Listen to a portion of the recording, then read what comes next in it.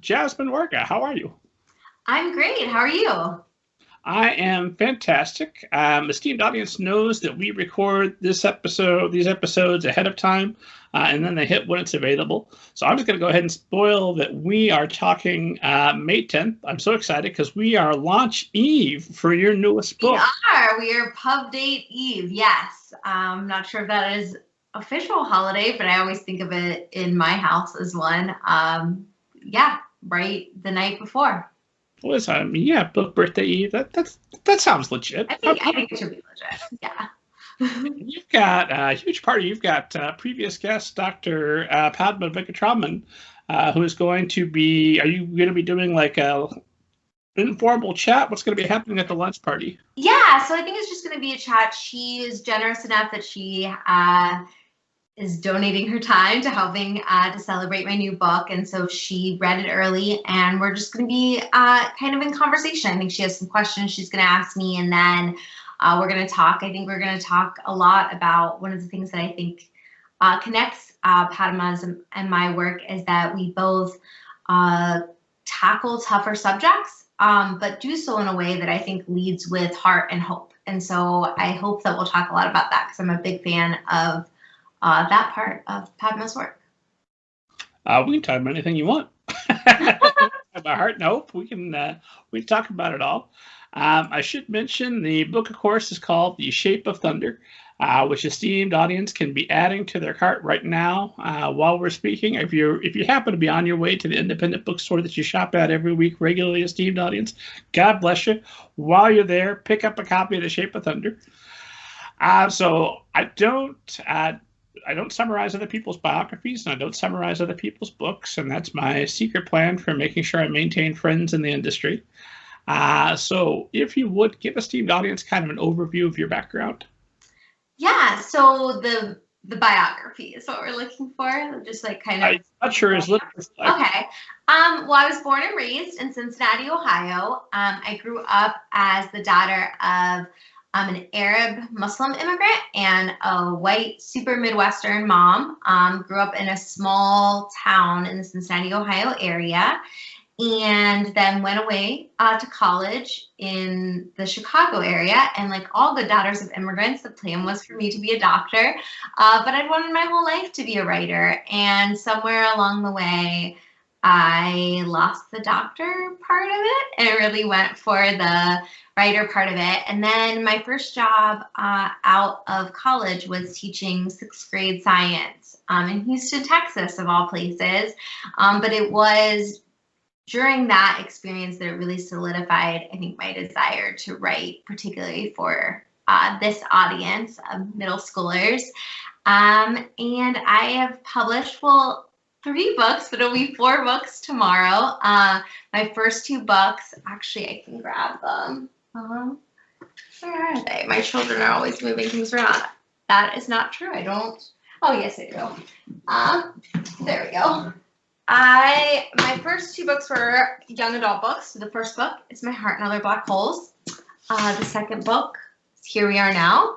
The third book, which is my first middle grade novel, my debut middle grade novel, is Other Words for Home. And the one that comes out tomorrow, as we talked about, is The Shape of Thunder. And this is a finished copy, which is really exciting. I think this is the first event, or I don't know if this counts as an event, the first thing that I'm doing that I have a finished copy to hold up for. So I think that's the kind of the short biography of me. I am a super fan of ice cream and any kind of animal, and the mom to 2 wonderful little girls who ensure that our house is always a mess, but I wouldn't have it any other way. What's your favorite flavor of ice cream? Black raspberry chip ice cream from Grader's Ice Cream, which is an ice cream company based in Cincinnati, my hometown, with the follow-up flavor being Ben & Jerry's Chunky Monkey. Fair enough. So lots to break down on the writer's journey, and then I got 4 books to talk about. We have plenty behind us, or plenty ahead of us, and this is absolutely an event. It's extremely exciting. I'm thrilled that you agreed to share this launch book birthday eve. with me. But okay, so I'm curious. As I was reading your bio earlier, you start off and you're thinking maybe I'll become a doctor, just to maybe help out with this writing thing on the side, do a little bit of doctoring, and then you end up an art history major. So that's a big change, and then you end up teaching sixth grade science. So how does that work? Yeah, so I think, I had a lot of pressure to be a doctor when I was a young person. And I don't know if any of our listeners who are listening to this are also fellow children of immigrants, but I think that's kind of a classic trope of immigrant children from my friends that I know, that all of us were supposed to be doctors. And I think the reason behind that is a lot of our parents, crossed an ocean because they wanted their kids to have what they considered to be like a better and more secure life here in America. And the kind of the shining pinnacle of that was this idea of doctor. And so I felt a lot of pressure to become a doctor and like live up to that, to kind of be like my dad's American dream in that way. But I didn't have a particular affinity for science or medicine, which I think is maybe a disqualifier for becoming a doctor. But when I got to college, I quickly figured out that I could be a liberal arts major that had pre-med, if you did your pre-med requirements. You didn't have to major in biology to become a doctor, even though oftentimes I think that's what people do because it makes like course credits easier. So I started off by saying to my parents, okay, like I know you're going to freak out that I'm studying history and art history, but don't worry, like I'm going to do these pre-med requirements, which I did not complete all of them. You're preparing the parents who are listening for when their daughter tries this. They're going to see it coming. See the track. But I think because I had done a couple of those requirements and classes, when I got into this alternative teacher certification program after college, I got tagged into science. Because I think a lot of the people who come into the program are all fellow art history majors. And so they are looking for like anyone with any kind of like science background. And then you have to take this test. I mean, that's like really scary. And we won't go into that about the American education system, that they let you enter a classroom just because you pass, one science test. You're able to get this, like, it's not an official certification. I wasn't an official teacher, but I was allowed to be in the classroom while I worked towards getting my official certification. But it's now funny, I've been talking about this a lot recently, that I feel like I spent so much of my childhood saying I can't be a doctor because science is not my favorite thing. Like reading is my favorite thing. Writing and reading are my favorite things. And now so many of my books have lots of science in them. And I find myself as an adult really curious about science and really falling into this line of thinking that, science is the magic of our world. I think it's easy I find myself, wishing, that magic was real. And then I think about the fact I'm talking to you right now through a screen. I see your face and you're a moving picture and you're live, and we fly through the air in, planes, and our scientists have come up with a vaccine for this disease so quickly, and all of these things. That science really is magic. And I think that my curiosity and passion for science has been unearthed in getting to come at it from a storyteller perspective. So I find that personally very funny, just because I spent so much of my childhood thinking that I wasn't interested in science, when really I think what it was, that I was a storyteller, not necessarily cut out to be a doctor, but it didn't really have a lot to do with liking or disliking science. That was just a story I kind of, I guess, told to myself. I often remark that my smartphone has lots of features that Harry Potter's wand does not.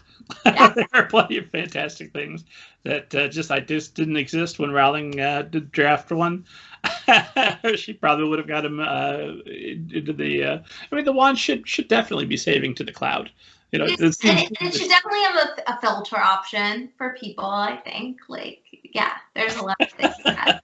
100%, yes. So, okay, do you think maybe a part of that, I'm just curious, was that when you were younger, science would have been in service of a dream and a future you didn't want, whereas now the science is in the future of story, or is you're using it for storytelling, right? Yeah, and I think that I'm chasing like things that I'm curious about and things that I'm passionate about. I'm sure you probably find the same thing in your own writing. A lot of my writing is born out of intrigue and interest in certain topics or things. I mean, for The Sheep of Thunder, I was thinking a lot about time travel as an actual concept at like a physics level. And that's something I'm just really fascinated by, about how time, lots of science bears out as sort of a human illusion, right? At least our experience of time. But the fact that like all of this science and the fact I enjoy reading science articles now still makes me laugh, because I remember like 14-year-old Jasmine having so much angst, feeling like, oh, I can't be a doctor because I don't like science. And, you know, I guess the universe works in mysterious ways of where you find what you're interested in. I found that to certainly be true of history. When I was a younger person, I was extremely dismissive. History is so boring. Yeah, everybody was dumb until now. Why couldn't they figure out all the stuff we've got figured out? And now, of course, it's one, I rarely realized that we're not quite as advanced as I thought we were. And two, it's absolutely fascinating, the story of how we got here. And there's all sorts of storytelling you can do around it. So I'm with you 100%. I will dive into history all day long. And it's not just to learn to get a grade on a test that I don't care about. It's because I will feel better. I will be enriched and made better by this knowledge.